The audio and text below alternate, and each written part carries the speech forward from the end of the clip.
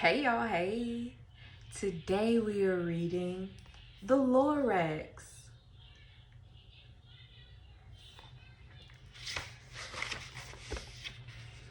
At the far end of town, where the grickle grass grows and the wind smells slow and sour when it blows, and no birds ever sing except old crows.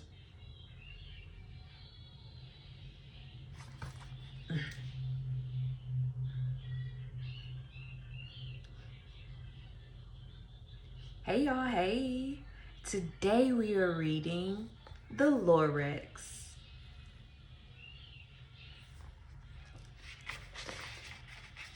At the far end of town where the grickle grass grows and the wind smells slow and sour when it blows and no birds ever sing excepting old crows is the street of the lifted Lorax.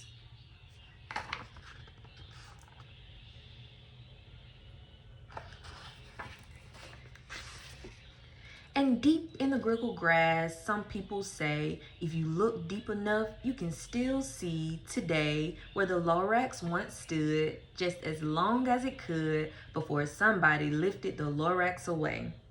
What was the Lorax? And why was it there? And why was it lifted and taken somewhere from the far end of town where the grickle grass grows? The old Once-ler still lives here. Ask him. He knows.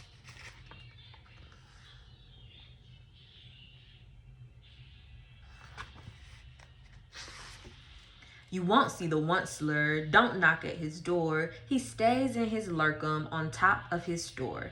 He lurks in his lurkum, cold under the roof, where he makes his own clothes out of myth-muffered moof.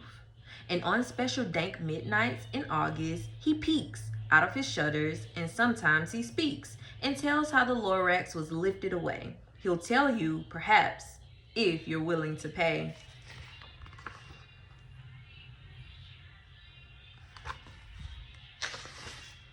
On the end of a rope, he lets down a tin pail, and you have to toss in 15 cents and a nail, and the shell of a great-great-great-grandfather snail.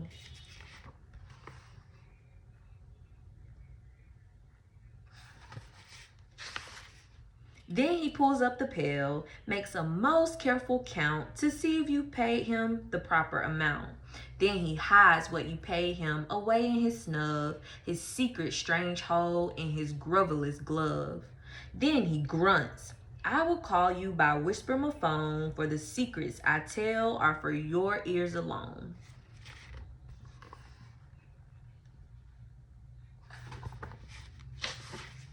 Slop!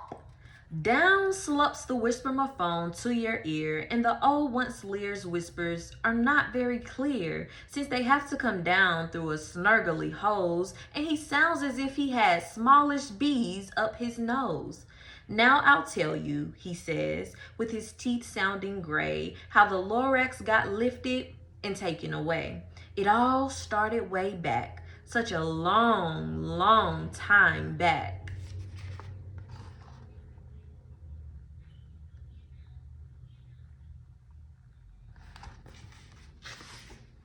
Way back in the days when the grass was still green and the pond was still wet and the clouds were still clean and the song of the swami swans rang out in space, one morning I came to this glorious place. And I first saw the trees, the truffula trees, the bright colored tufts of the truffula trees, mile after mile in the fresh morning breeze.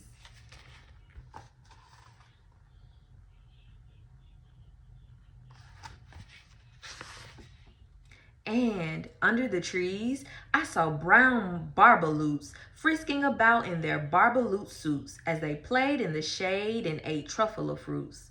From the rupulous pond came the comfortable sound of the humming fish humming while splashing around.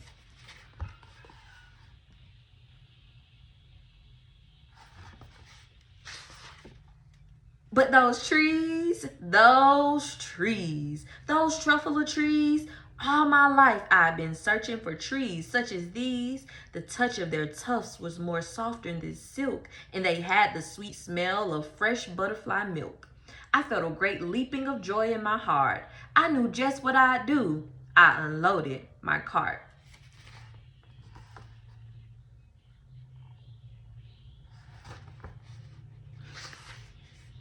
In no time at all, I had built a small shop. Then I chopped down a truffle tree with one chop. And with great skillful skill and with great speedy speed, I took the soft tuft and I knitted a thneed.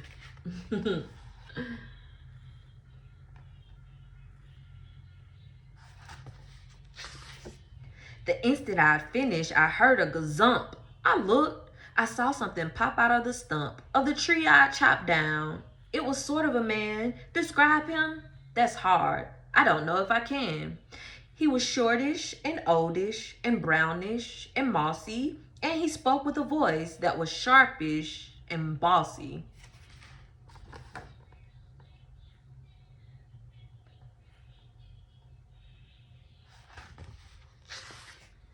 Mister, he said with a sawdusty sneeze, I am the Lorax. I speak for these trees. I speak for the trees have no tongues. And I'm asking you, sir, at the top of my lungs. He was very upset as he shouted and puffed, what's that thing you've made out of my truffle of tuft?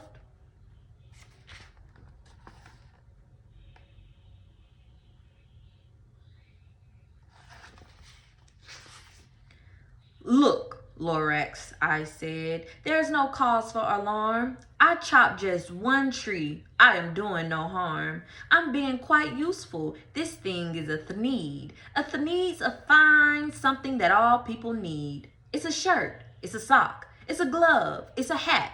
But it has other uses. Yes, far beyond that.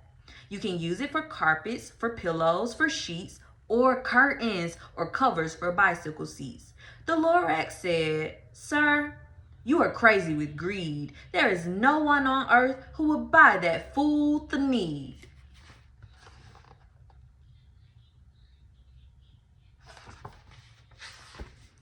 But the very next minute, I proved he was wrong, for just at that minute, a chap came along, and he thought that the thneed I had knitted was great. He happily bought it for $3.98. I laughed at the Lorax. You poor stupid guy. You never can tell what some people will buy.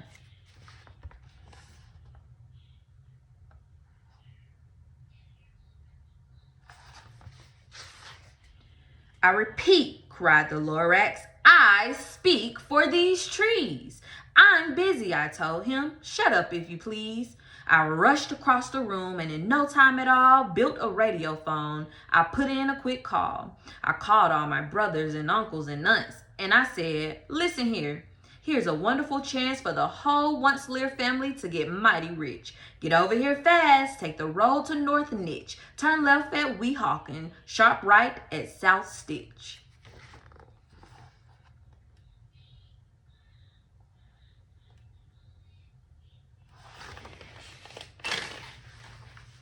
And in no time at all, in the factory I built, the whole Once-ler family was working full tilt. We were all knitting knees, just as busy as bees, to the sound of the chopping of truffle trees.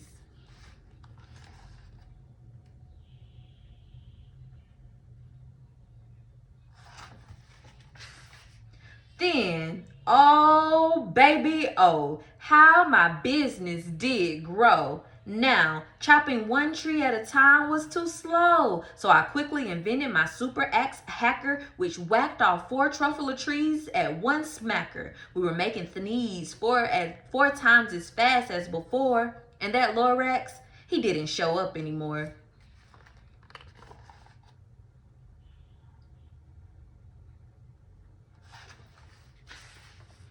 But the next week, he knocked on my new office door. He snapped, I'm the Lorax who speaks for the trees, which you seem to be chopping as fast as you please. But I'm also in charge of the brown barbaloots who played in the shade in their barbaloot suits and happily lived eating truffle fruits. Now, thanks to your hacking my trees to the ground, there's not enough truffle fruit to go around. And my poor babaloots are all getting the crummies because they have gas and no food in their tummies.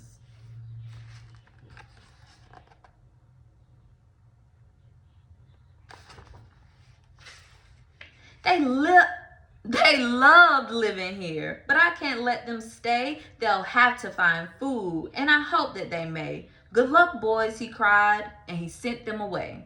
I, the Once-ler, felt sad as I watched them all go. But business is business, and business must grow, regardless of crummies and tummies, you know.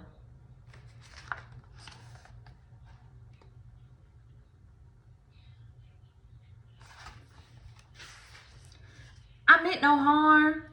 I most truly did not, but I had to grow bigger, so bigger I got. I biggered my factory, I biggered my roads, I biggered my wagons, I biggered the loads of the thnees I shipped out. I was shipping them forth to the south, to the east, to the west, to the north. I went right on biggering, selling more thnees, and I biggered my money, which everyone needs.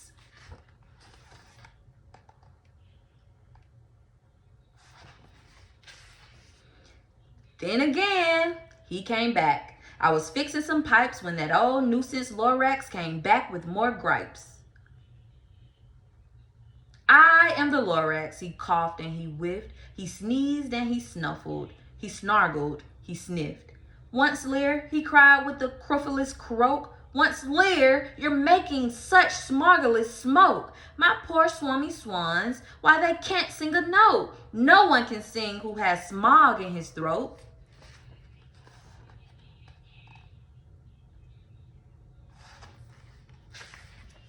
And so, said the Lorax, please pardon my cough, they cannot live here, so I'm sending them off.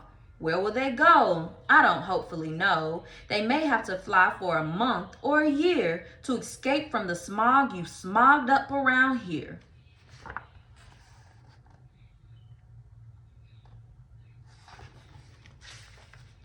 What's more, snapped the Lorax, his dander was up. Let me say a few words about gluppity glup. Your machinery chugs on day and night without stop, making gluppity glup. Also schluppity schlup.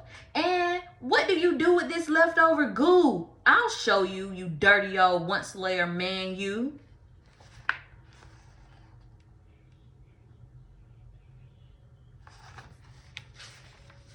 You're glumping the pond where the humming fish hung. No more can they hum, for their gills are all gummed. So I'm sending them off. Oh, their future is dreary. They'll walk on their fins and get woefully weary in search of some water that isn't so smeary.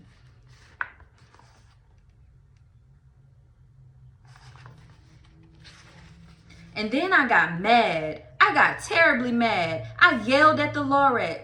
Now listen here, Dad. All you do is yap, yap, and say bad, bad, bad, bad. Well, I have my rights, sir, and I'm telling you, I intend to go on doing just what I do. And for your information, you Lorax, I'm figuring on biggering and biggering and biggering and biggering, turning more truffle trees into needs, which everyone needs.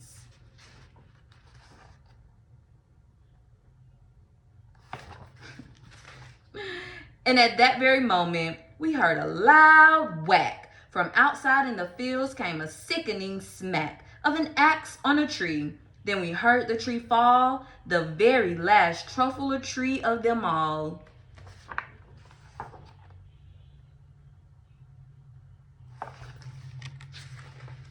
No more trees, no more thnees, no more work to be done. So, in no time, my uncles and aunts, everyone, all waved me goodbye. They jumped into my cars and drove away under the smoke-smothered stars. Now, all that was left neath the bad-smelling sky was my big empty factory, the Lorax, and I.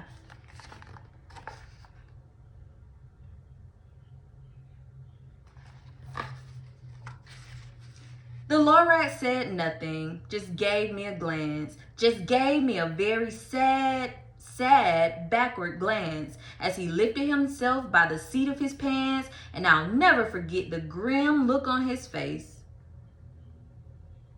when he hoisted himself and took leave of this place through a hole in the smog without leaving a trace.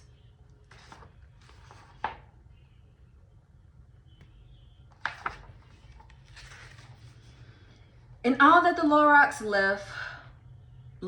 left there in this mess was a small pile of rocks with the one word, unless.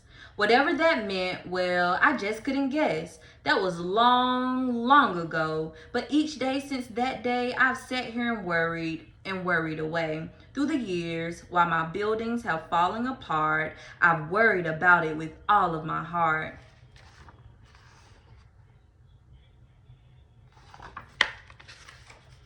But now, says the Once-ler, now that you're here, the word of the Lorax seems perfectly clear. Unless someone like you cares a whole awful lot, nothing is going to get better. It's not.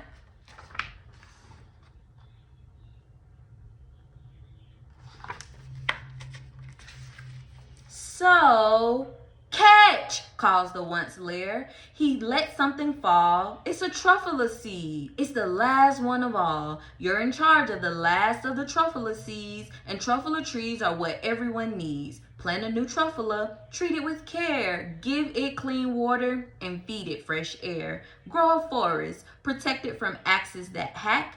Then the Lorax and all of his friends may come back.